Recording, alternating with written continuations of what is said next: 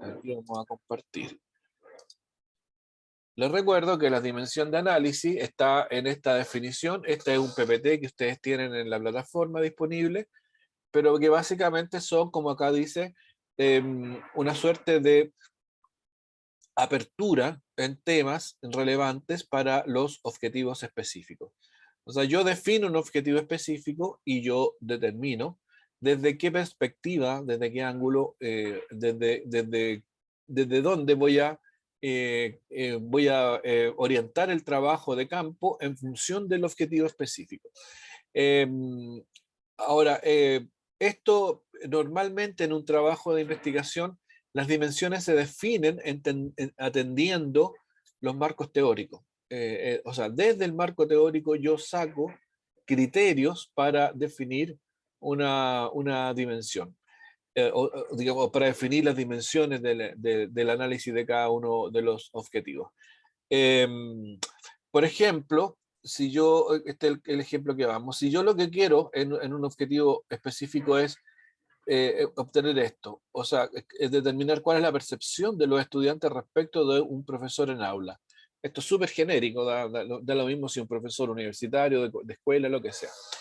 Eh, entonces aquí lo que se persigue es a través de algún instrumento, que puede ser una entrevista, puede ser una encuesta o observación participante, lo que sea. Yo lo que quiero hacer es encontrar cuál es la percepción de los estudiantes respecto del profesor o profesora en el aula. Entonces, esta percepción de los estudiantes, yo, por cierto, lo puedo enfocar desde muchas dimensiones, o sea, desde muchos ángulos diferentes. Entonces, yo lo que tengo que hacer es definir desde qué ángulo lo quiero enfocar. Lo quiero enfocar. Eh, Ahora, como se trata de profesores y como se trata de actividades que tengan que ver con la educación, no lo voy a enfocar desde otra perspectiva que no sean cuestiones que están vinculadas con la educación. Entonces, para eso se definen tres perspectivas de análisis o tres dimensiones de análisis, que ese es como el equivalente. La primera de ellas es respecto del manejo de herramientas metodológicas. O sea, esa es la primera dimensión de análisis. Yo voy a buscar la percepción de los estudiantes respecto de sus profesores en lo referido a el manejo de herramientas metodológicas. ¿Cuáles son las herramientas metodológicas? Bueno, hay un poco más literatura, más teoría, y vamos a hablar no sé, pues de metodologías frontales, metodologías participativas, técnicas de trabajo, como son, por ejemplo, el aprendizaje basado en problemas, el aprendizaje basado en proyectos, la retroalimentación permanente, las evaluaciones formativas, etcétera, etcétera, etcétera. Todas esas cosas son herramientas metodológicas. Entonces, ahí el uso de TIC también puede ser. Entonces, a partir de esa definición de herramientas metodológicas, enganchados con el objetivo específico, que es conocer la percepción de los estudiantes respecto de los profesores, entonces, a partir de esta bajada, que son las herramientas metodológicas, yo ahí defino las preguntas que... Ahora, también puedo definir, entre las preguntas y las dimensiones van lo que se llama las categorías de análisis. No se las estoy pidiendo yo ahora porque me interesa que se entienda bien la arquitectura con las dimensiones, pero uno después puede hacer agregaciones de preguntas en temas, como sea. O sea, dentro de la dimensión yo puedo encontrar otra división de temas. Pero por ahora nos vamos a quedar con la dimensión. Entonces, para la dimensión manejo de herramientas metodológicas, yo puedo incorporar preguntas que estén vinculadas a ese tema.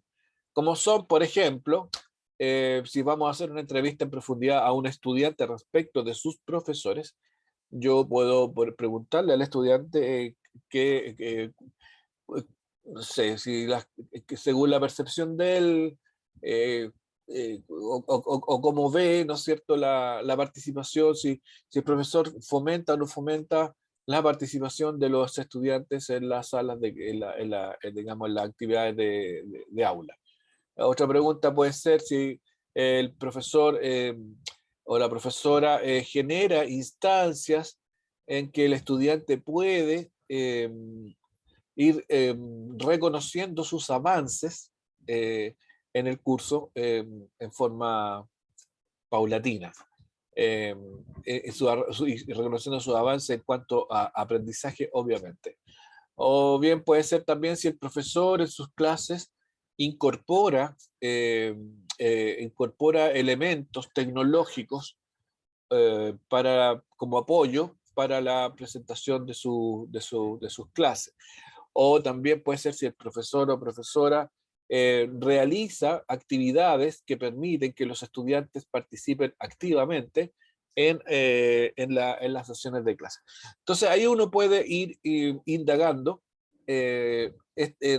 cómo perciben los estudiantes a sus profesores respecto de el manejo de herramientas metodológicas. Otra dimensión puede ser la que está acá al lado, que dice los grados de seguridad personal que tiene el docente. Es decir, si el profesor o profesora manifiesta o transmite seguridad en términos y ahí uno puede analizarla desde dos ópticas, en términos de los conocimientos o también en términos de las actividades o del control del grupo, del ambiente de aula. Entonces ahí uno puede hacer preguntas respecto de eso. Por último, la percepción de los estudiantes respecto del profesor, respecto de esta valoración de los estudiantes en la experiencia en el aula. Que aquí uno puede hablar del clima, de la participación, del ambiente emocional, de la empatía, del respeto, en fin, un montón de cosas que hay acá. Entonces, de esta manera yo el objetivo específico lo separo o lo enfoco desde, por lo menos en este caso, tres perspectivas diferentes. Bueno, aquí hay un ejemplo de objetivo específico que es determinar qué significa para los estudiantes que una clase sea entretenida. Entonces, ¿cómo vamos a enfrentar esto? Bueno, lo vamos a enfrentar desde por lo menos de estos tres ámbitos o dimensión de análisis. Respecto de materiales didácticos, o sea, vamos a determinar qué significa para los estudiantes que una clase sea entretenida en relación al uso de material didáctico o en relación a las metodologías o en relación al el espacio físico donde se realiza la actividad. Otro objetivo que es identificar variables que consideran los estudiantes para decir que un profesor se esfuerza más en realizar sus clases. Esto desde el punto de vista de la metodología, es decir, el profesor se nota que en el transcurso de la clase o del curso hace esfuerzos porque no sé, inventa situaciones de aprendizaje, inventa juegos, nos pasa material de apoyo, hacemos guías de trabajo, nos reunimos en grupo, conversamos, discutimos, hacemos actividades fuera de la sala de clase, etcétera, etcétera, etcétera.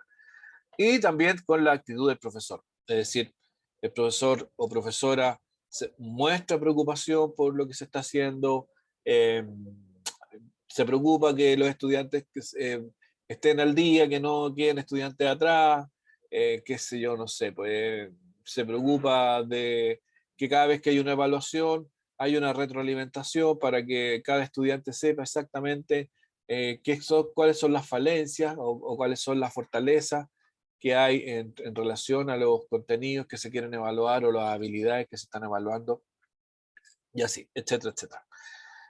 Y por último está el objetivo de determinar qué es para los estudiantes que existe un ambiente de respeto en la sala de clase. Y esto mirado desde la perspectiva del comportamiento entre compañeros de curso y también entre la perspectiva de la relación que hay entre el curso y el profesor o profesora. O sea, desde dos perspectivas diferentes. Entonces acá tenemos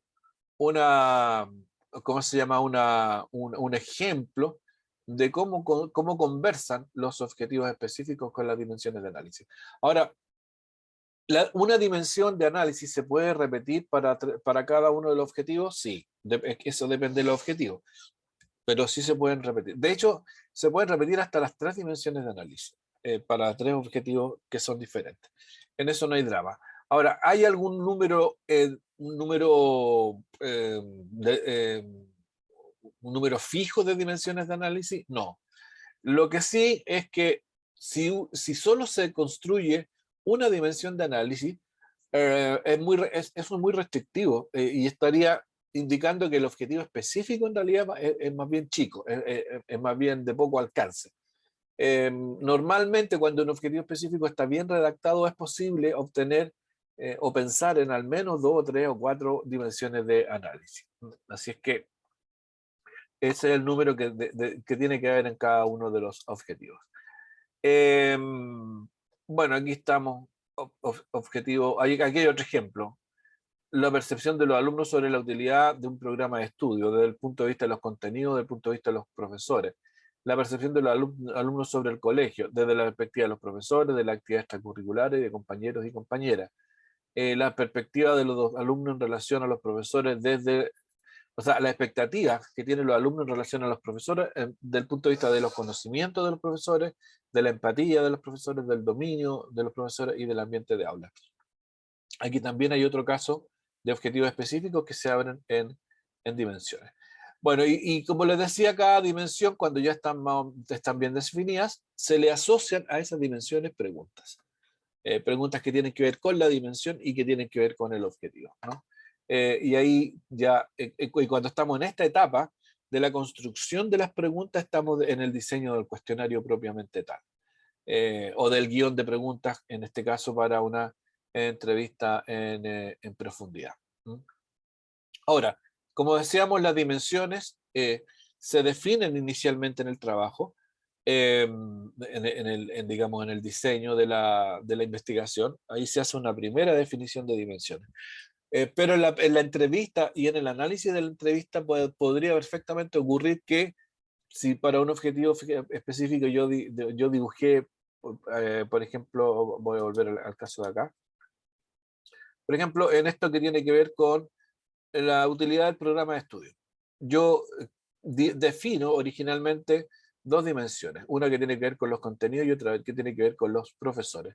Pero en la entrevista con mi estudiante, con el alumno, yo puedo observar que aparece otro tema que es muy importante y que es relevante y que no estaba eh, previamente definido como una dimensión, que podría ser, por ejemplo, eh,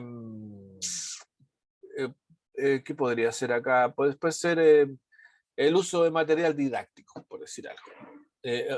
Digamos, eso simplemente. O sea, el uso de materiales didácticos en la sala de clase, que puede ser una dimensión que no está acá, pero que aparece en el transcurso de la entrevista. Entonces, ahí hay dimensiones que pueden ser, que son emergentes, como lo que dice acá.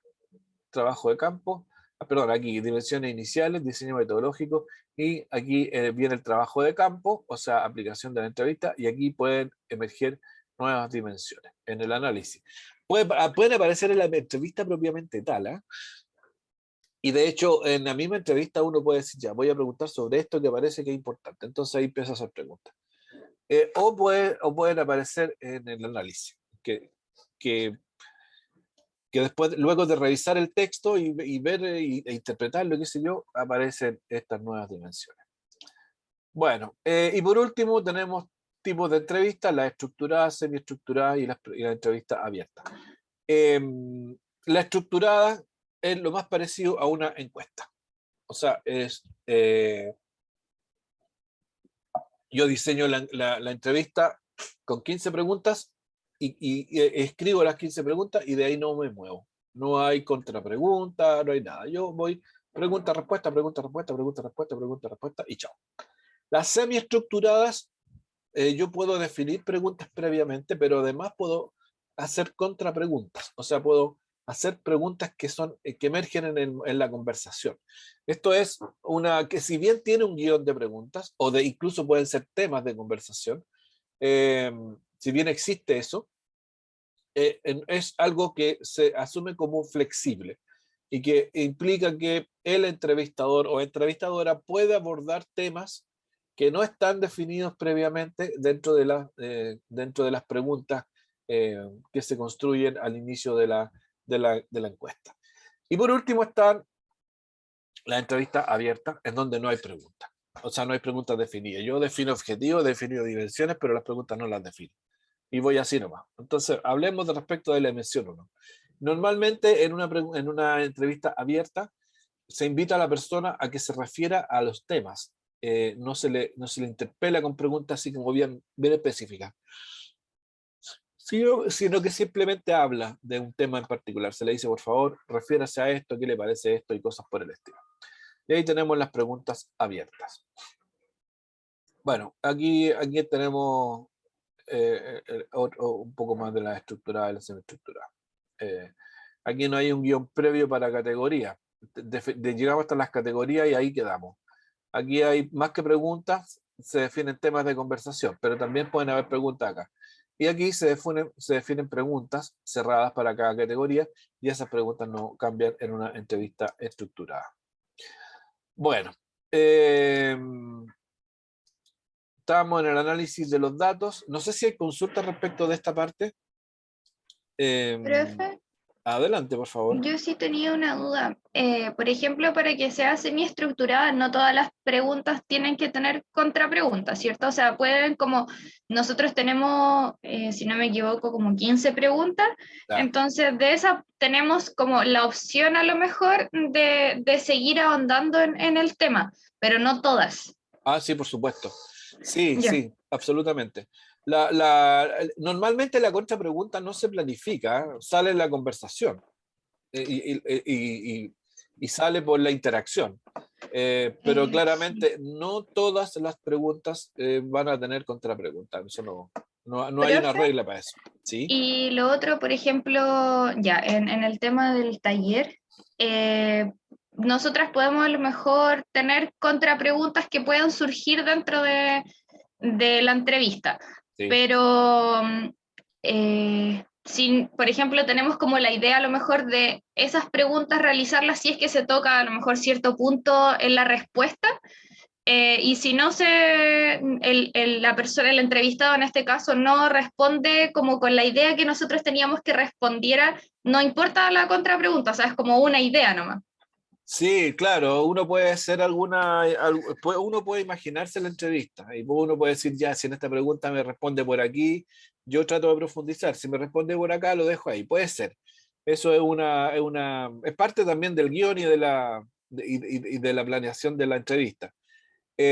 Ahora, eso perfectamente puede ser, pero también puede ser que tú no tengas ninguna contrapregunta preparada desde antes y que en la pregunta y por la respuesta que te da la persona tú puedas pedir más aclaración, por ejemplo, o puedas pedir explicación de por qué te está diciendo eso. O sea, por ejemplo, alguien te puede decir, un profesor te puede decir, ¿sabe qué?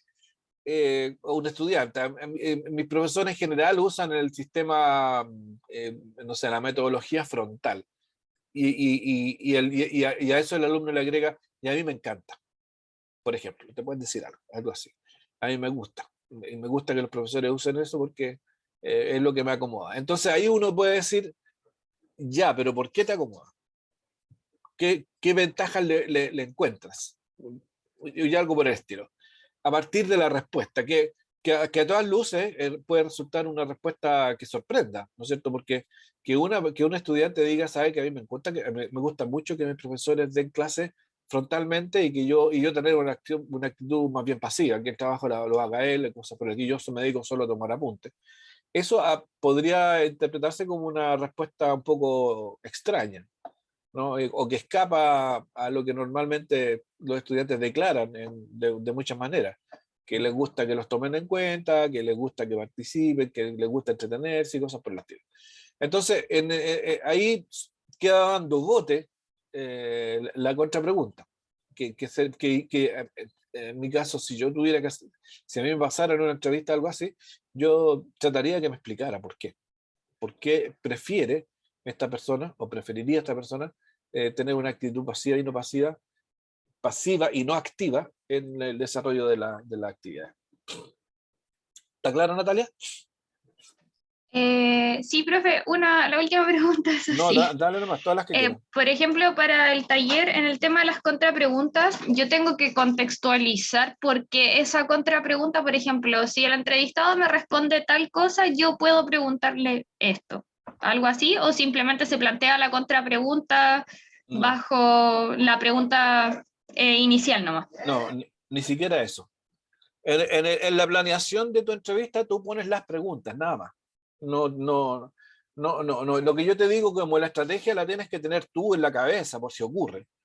No es necesario que lo pongas, lo pongas por escrito. No, tú lo que tienes que poner en la tablita de especificaciones, que aquí parece que no la tengo. Espera, no está acá. Voy a buscar la tabla de especificaciones, pero en la planeación de la actividad, yo ni nadie te pide que pongas tú la batería de contrapreguntas. Tú Es pones, que en la tablita del anexo A del taller, si no me equivoco, decía contrapregunta, por eso preguntaba. espérate, voy a buscar el taller. ¿Dónde está? Espérate, es que estoy en eso, estoy ahí buscando perdón, voy a buscar el taller, acá está.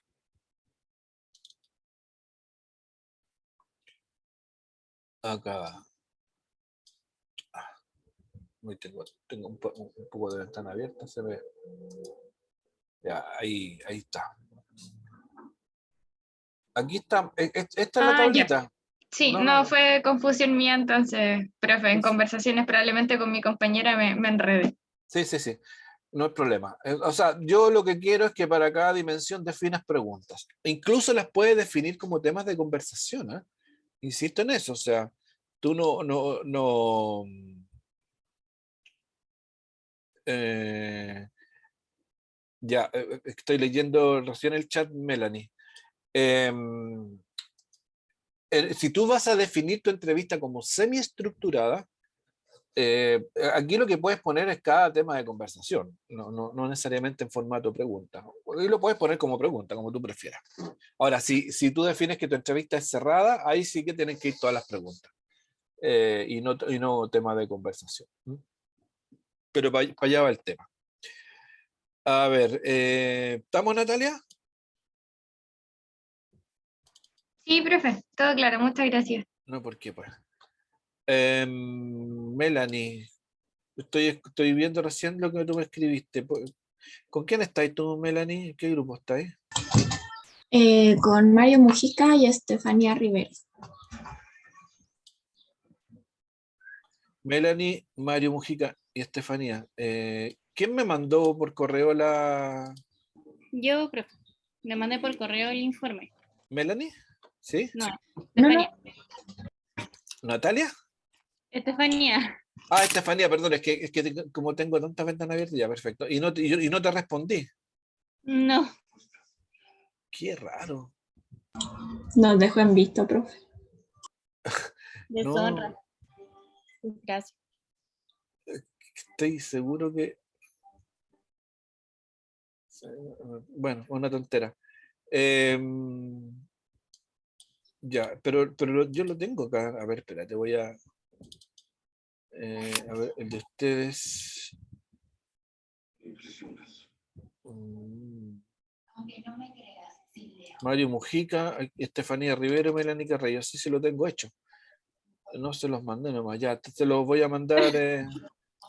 Se los voy a mandar enseguida. Ahí tienen algunas cositas que arreglar. Ya. Ya, Se, profe, lo- muchas gracias. se los voy a mandar. Gracias. Espérate, sabéis que lo voy a hacer al tiro porque si no, después capaz que se me olvide. Entonces, es Melanie Carrillo, ¿no es cierto? Sí. Melanie Carrillo. Ya, a ti te lo voy a mandar, Melanie. Y tú ahí lo repartes para el resto, ¿ya? Ya, profe. Lo voy a adjuntar de inmediato para que lo tengan.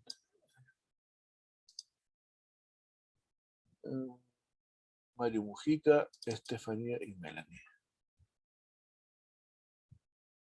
Ya Melanie se fue. Avísame que te llegó. Ya, estamos ahí entonces. ¿Alguna otra pregunta sobre esto? ¿Estamos claros lo que toca hacer esta semana?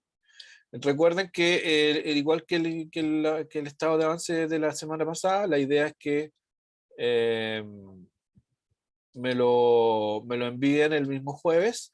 Yo les ofrezco el miércoles, si quieren podemos mirar su avance igual que la semana pasada, hacemos una actividad de retroalimentación para que lo vayan, para que veamos, entre todos veamos los trabajos de todos. Y así las observaciones para uno les sirven para los otros también.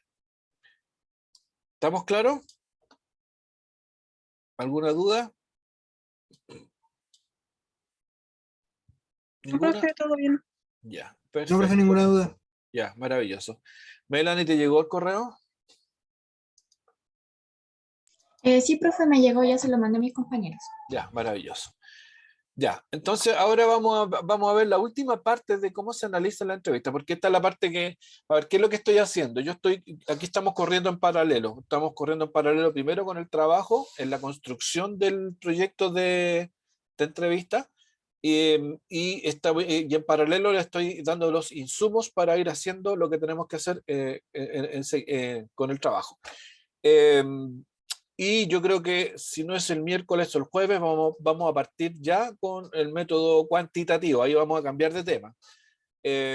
¿Por qué? Porque en esta semana ustedes ya deberían tener listo el instrumento.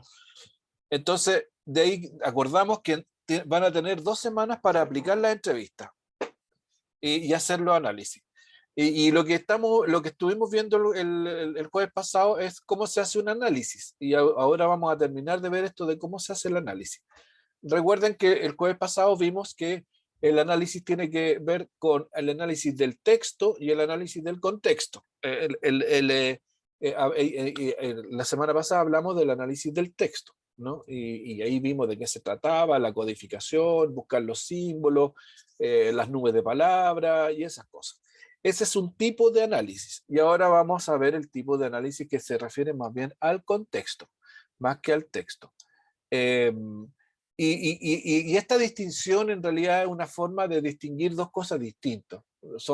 Una cosa es las cosas que dice nuestro entrevistado, y otra cosa es tratar de averiguar por qué lo dice. Texto, contexto, ¿no? De eso se trata esta distinción. Y recuerden que estamos en método cualitativo. ¿Esto qué significa? Significa que muchas de las observaciones son percepciones que ustedes van a tener en su entrevista. No hay que, a ver cómo los puedo decir. Una buena entrevista y una buena análisis de una entrevista hace interpretaciones. No tengan temor de tratar de escarbar en el entrevistado cuando están haciendo las preguntas, para poder entenderlo y para poder interpretarlo.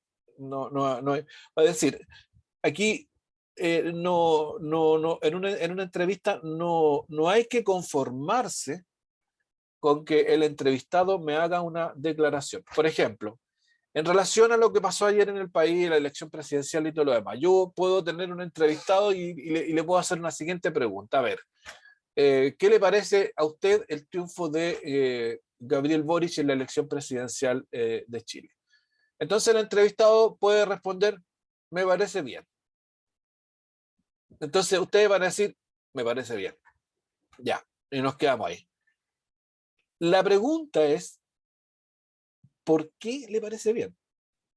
Entonces ahí viene la contrapregunta. Ya, pero usted me podría explayarse un poco más y decirme, bueno, ¿por qué le parece bien?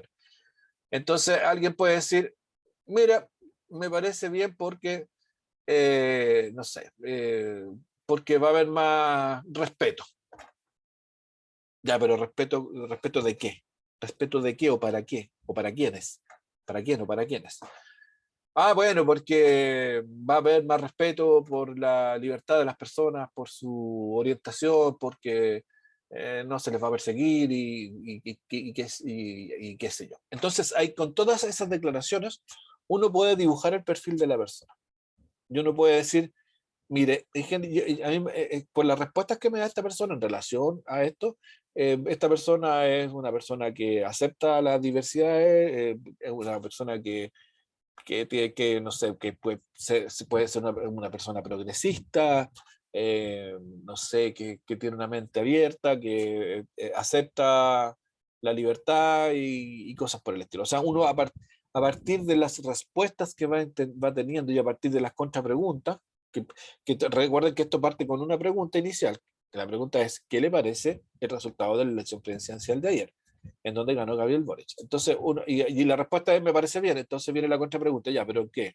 ¿Por qué le parece bien? ¿Podría ser un poco más específico? Bueno, me parece muy bien porque va a haber más libertad y se van a respetar a las personas y las minorías y los pueblos indígenas y qué sé yo. Ya, ok. Entonces, eh, ahí uno encuentra una explicación de la primera respuesta. La primera respuesta me parece bien. Y uno empieza, y ahí la pregunta evidente es, bueno, pero ¿por qué te parece bien? Entonces después viene toda la respuesta. Y ahí uno puede hacer una interpretación. Bueno, entonces el texto de la respuesta es, me parece bien. Y el contexto es todo lo que viene después. Todas las respuestas y lo que uno va construyendo en función de esa respuesta y las percepciones que va encontrando. Eh, eh, Decir me parece bien también es una percepción, por cierto, pero decir me parece bien porque, y ahí uno está entrando en la explicación, y, y, y además decir me parece bien porque va a haber más respeto por las libertades civiles, ¿cómo se llama? Por los pueblos originarios y qué sé yo, y todo eso. Entonces uno asume que esa persona está interpretando o está leyendo en la propuesta de la persona que gana la elección presidencial en términos positivos para esto y tiene un juicio positivo respecto de eso, porque seguramente aquí uno también puede interpretar que esta persona tiene, digamos, asume valores que están más bien lejos de los valores tradicionales de, qué sé yo, de la, del cristianismo, por decir algo, por decir cualquier cosa, del cristianismo del Opus Dei, por decir algo. ¿Y por qué uno hace esa interpretación? Bueno, porque uno dice, porque si esta persona fuera del Opus Dei, no valoraría por estas razones el triunfo de Gabriel Boric. Lo podría valorar, pero no por estas razones, porque aquí hay una contradicción entre el Opus Dei y lo que esta persona me está diciendo, o lo que yo entiendo del Opus Dei y lo que esta persona me está diciendo. Entonces ahí uno interpreta, y uno dice, saca conclusiones, y uno dice, bueno, mi entrevistado muy probablemente no es del Opus Dei, por la respuesta que me está entregando. Y también te puede decir, eh, y me parece bien porque, no sé, porque va a haber más justicia social y porque el candidato hizo una oferta de que, no sé qué cosa, que van a mejorar las pensiones y que van a haber pensiones garantizadas y bla, bla, bla, bla, bla. Entonces, eso es contexto, ¿no? Que es más allá de lo que dicen las personas, ir más allá. Entonces, las dimensiones para el análisis en el contexto tienen que ver con qué significa para el entrevistado lo que está diciendo. Y que esto también puede ser, porque esto es así de sutil, uno puede mirarlo de la siguiente perspectiva. La misma pregunta, y yo le puedo hacer la misma pregunta a dos personas distintas. Entonces, la pregunta es, ¿qué le parece a usted que la elección de ayer haya triunfado Gabriel Boric? Entonces, una persona te puede decir, me parece bien, punto. Y otra persona te puede decir de inmediato, no, lo encuentro súper bien porque Gabriel Boric aquí, Gabriel Boric allá, y bla, bla, bla, bla, bla, bla, bla, bla. Entonces, a las dos personas te dicen que les parece bien, pero uno interpreta el me parece bien de uno con respecto al me parece bien del otro.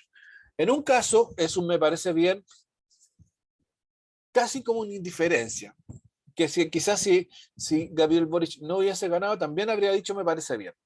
En cambio en el otro, por la elocuencia de la respuesta, uno puede interpretar que esa persona recibió el triunfo de Gabriel Boric con mucha elocuencia. O bien puede ser que alguien te diga, ¿sabes qué? esto es un desastre, es un desastre. Con esto se confirman nuestros peores temores, en el sentido de que aquí el país se va a transformar en un satélite de Cuba y vamos a ser como Venezuela y el comunismo se nos va a instalar en nuestro país y nos van a... y bla, bla, bla, bla, bla, bla, bla. Entonces ahí hay no me parece bien, elocuente, y otro puede decirse, puede decirme, sí, no, bueno, no es lo que yo quería, pero da lo mismo. Eso es lo que me parece triunfo. Entonces, eso también es contexto e interpretación de las cosas. O incluso pueden decir las mismas palabras. Uno puede decir, sí, me parece bien. Y el otro decía, no, me parece bien. Y otro dice, me parece bien. O me parece bien. O uno puede decir, no me parece mal. O no, pero digamos, no, me parece mal. O otro te puede decir, me parece mal. Con entonación distinta y con una expresión del cuerpo diferente. Entonces, ahí es, la pregunta es, ¿qué significa para el entrevistado lo que está diciendo? Después viene la perspectiva desde las interrelaciones de mi entrevistado con su entorno y cuál es la razón de estas declaraciones. Entonces, bueno, desde el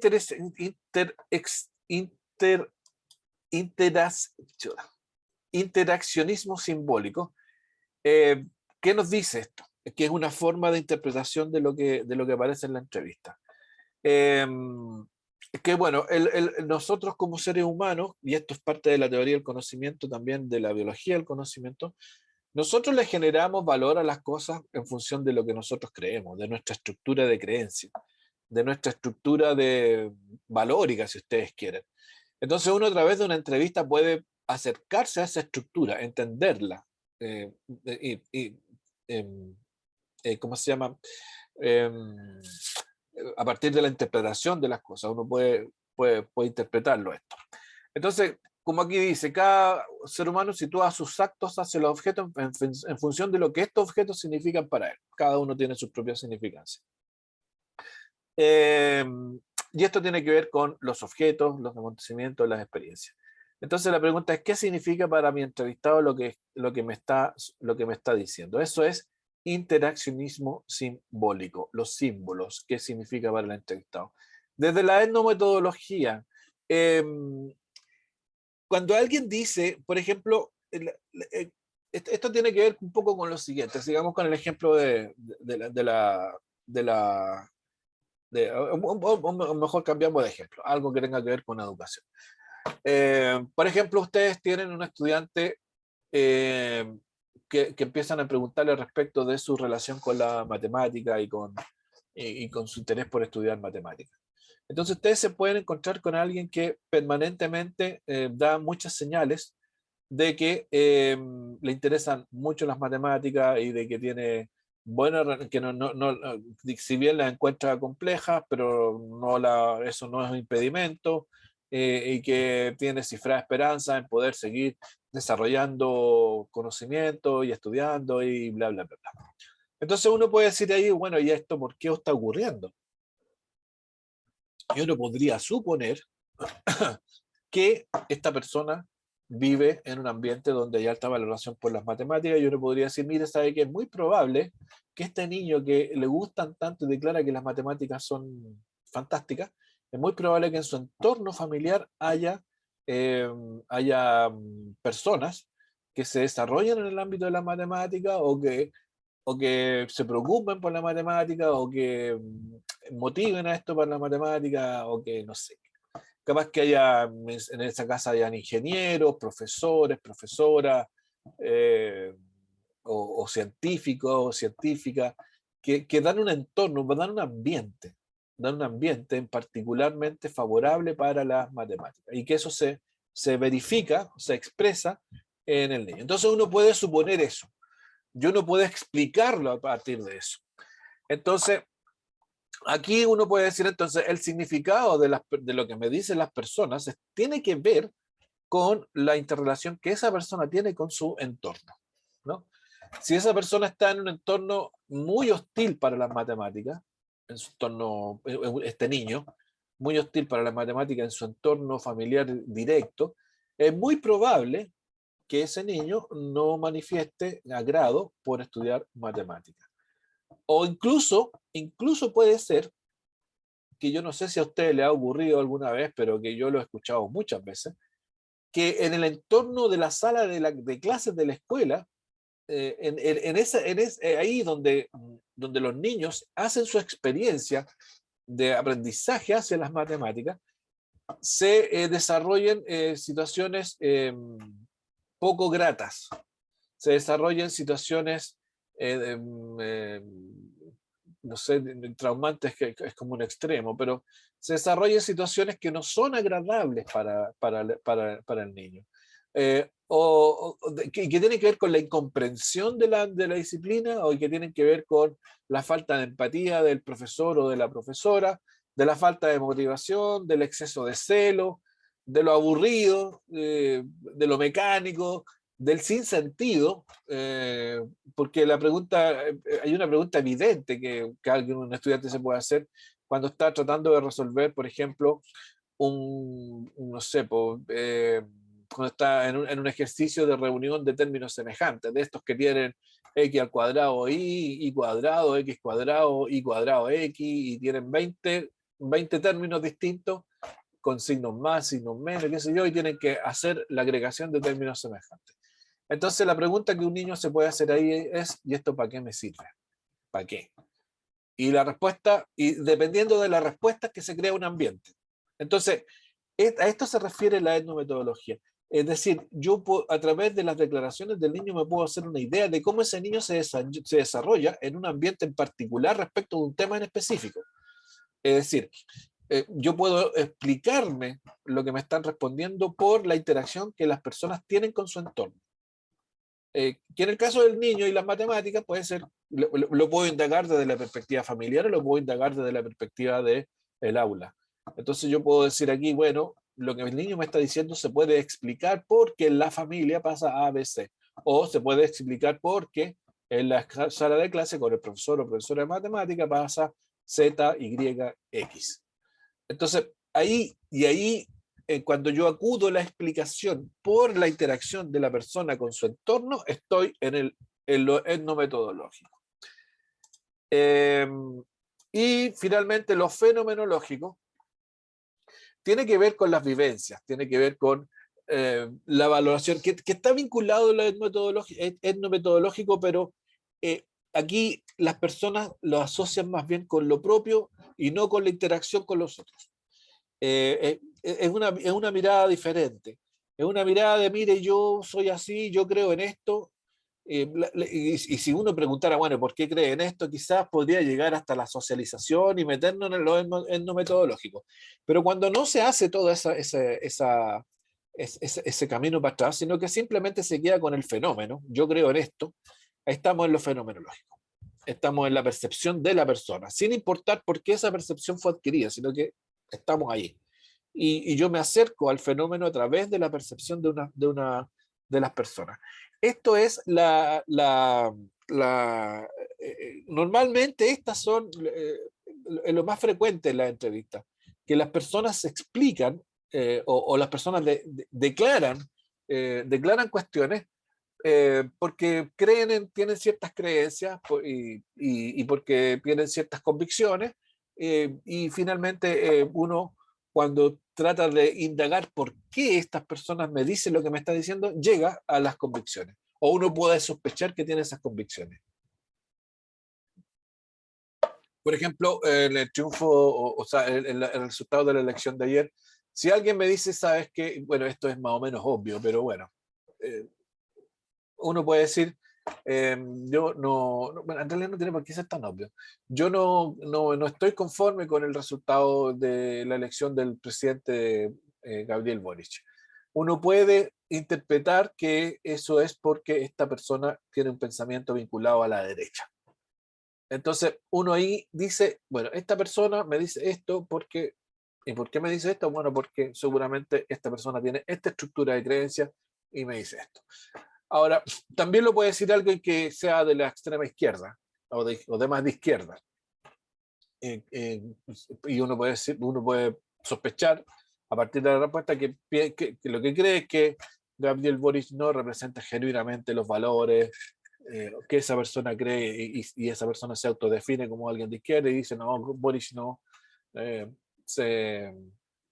¿cómo lo podríamos decir? Se vendió al capitalismo, por decirlo de cualquier manera. Es lo que decían de Allende, por ejemplo, que Allende es un reformista y no está con la revolución y cosas por el estilo. Entonces uno puede sospechar una explicación para un juicio como ese de estas personas en este contexto y en este ejemplo. Ahora, o para un niño que uno dice, bueno, pero este chico, ¿por qué no me está respondiendo con la matemática? Bueno, y uno puede decir, lo que pasa es que lo más probable es que en la casa no tenga los estímulos suficientes.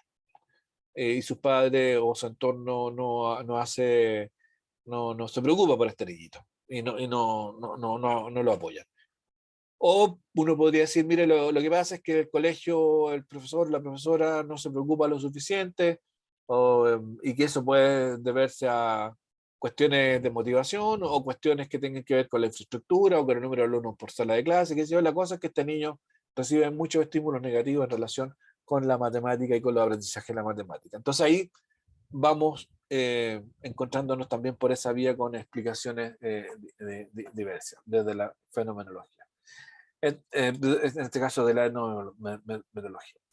Ahora, frente a la pregunta de qué significa para mi entrevistado lo que me está diciendo, aquí tenemos una tensión que está siendo puesta en el entrevistador, porque el entrevistador interpreta qué significa para mi entrevistado.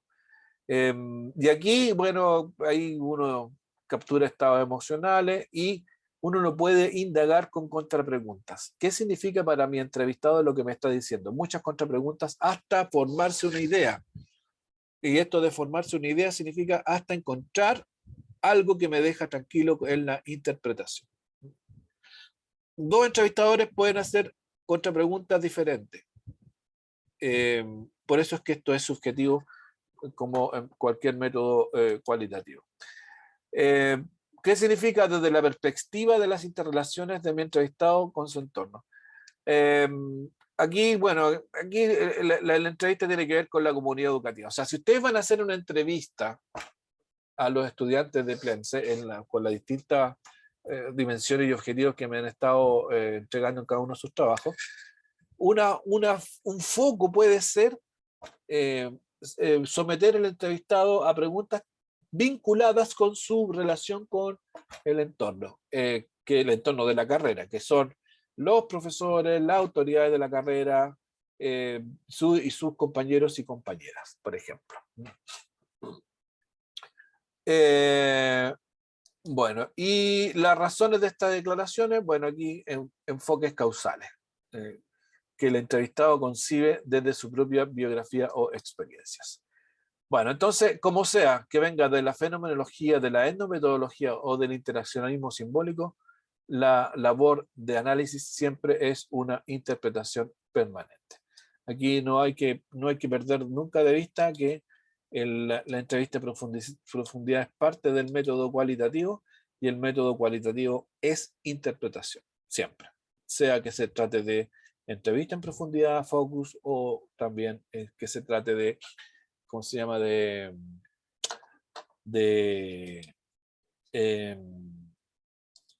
Entrevista en profundidad, focus, o ay, se me olvidó el último. Bueno, ya me voy a acordar. Observación participante. Eso. ¿Estamos de acuerdo? ¿Alguna duda, consulta, comentario? ¿Estamos bien? Estos son insumos para lo que tienen que hacer de la próxima semana para adelante, en la entrevista. Y el foco del análisis de la encuesta. Y no se olviden que para los efectos del análisis, ustedes lo que tienen que hacer es, ¿dónde está? Acá. El análisis está vinculado a la tabla de especificaciones. Cuando uno hace análisis, uno se va refiriendo a lo que ocurre con los objetivos. Cuando uno dice en el informe, uno dice, bueno, voy a tomar estos objetivos, respecto del primer objetivo que se refiere a las percepciones de los alumnos sobre la utilidad del programa de estudios, los entrevistados dijeron esto, A, B, C, D, E. y se refirieron de esta manera a esto de acá, A, B, C, D. En conclusión, nos parece A, B, C, D, ¿no? Respecto del objetivo que decía, referido a la percepción de los estudiantes sobre su colegio, los entrevistados dijeron esto, se refirieron en estos términos, y por lo tanto, vamos de esta manera. Bueno, perdón, me salté una parte acá. Respecto al objetivo específico y en cada dimensión, o sea, sobre la percepción de los estudiantes sobre la utilidad del programa, en lo que se refiere a contenido, nos dijeron esto. En lo que se refiere a los profesores, nos dijeron esto. Y en lo que se refiere aquí son dos nomás. En lo que se refiere a los profesores, nos dijeron esto. Oye, ustedes no me dicen nada, pero no lo estoy compartiendo. Yo leo para el lado como si estuviera compartiendo. Ahí sí. Ya. Estamos lentos hoy día, parece, ¿no? No me están. Estoy muy latero. No, profe, yo creo que es el calor. El calor, ¿no? Sí, está. Al menos a mí me pasa que con el calor mi cerebro no funciona del todo bien. No sé, nos pasa a todos. Nos pasa Y a el todos. cansancio, profe. Sí, pucha. Ya, pero ya, la última idea nomás. Y con esto terminamos la sesión de hoy día. Lo que estoy tratando de decirles es lo siguiente: cuando ustedes hagan el análisis, en la parte del análisis de la entrevista, tienen que referirse a lo que el entrevistado o los entrevistados o entrevistadas dijeron sobre cada objetivo en cada una de las dimensiones. Por ejemplo, si el objetivo es las percepciones sobre la utilidad del programa de estudio respecto de los contenidos, mis entrevistados dijeron esto. Y las percepciones de los alumnos sobre la utilidad del programa de estudio respecto de los profesores me dijeron esto. Y yo interpreto esto, en conclusión, para este objetivo, esto es lo que se encontró. Y así para el objetivo 2, para el objetivo 3. Así se construyen. Y después viene la gran conclusión. Los entrevistados en general piensan esto. Y uno puede incluso encontrar o aventurar una explicación. Y lo más probable es que se deba a esto porque bla, bla, bla. Y ahí se termina el informe, ¿no? Esa es la interpretación y así se analizan este tipo de cosas. Ya, lo vamos a dejar aquí por hoy día. Les recuerdo que, les reitero que si quieren, digamos, mandarme de nuevo el primer avance con las mejoras sugeridas en la retroalimentación, lo pueden hacer. Yo lo vuelvo a mirar y, por cierto, si hay mejoría importante, yo modifico la calificación y se los devuelvo lo más rápido que pueda. Profe, ¿eso Sí. hasta cuándo podría ser para así utilizar la nueva como retroalimentación o algo así en esta etapa? Ojalá fuera hoy día, más tardar mañana. Ya, profe. Porque claro, lo que viene lo tienen que entregar como ya, que está como bien encima. Entonces, lo más pronto que se pueda. Ya, chicos,